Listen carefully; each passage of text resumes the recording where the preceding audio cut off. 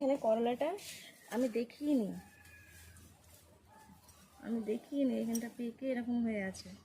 এই দানা বসালেও আবার করলা হয়ে যাবে। আর এটা আমি একটু খুঁড়ে বসিয়ে দিচ্ছি।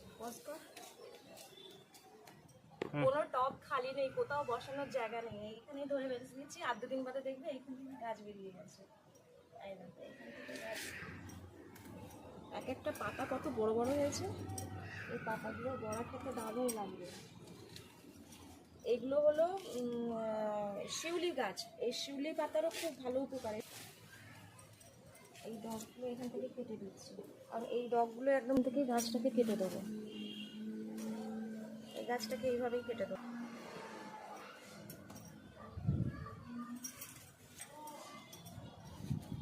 আর দেখা যাক ওদিকে কোথায় গাছ হয়েছে, ওখানেও করা। শুধু দূর থেকে না, দূর থেকে নিয়ে ওই দিকে কত বড় করলা হয়েছে। দেখ, দেখছিস ড্রাগন গাছের সাথেও এখানে দানা পড়েছিল। করলাগুলো কতখানি করলা হয়েছে তুলে দেখাবো। কতগুলো হলো আমার করলা এখানে। হাত সরাও, হাত সরাও।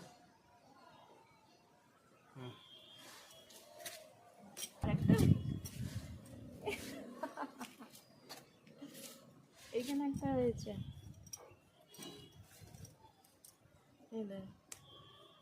এই দেখ আরো ছোট ছোট হয়ে আছে এখানে, কত ছোট ছোট এগুলো হয়ে আছে।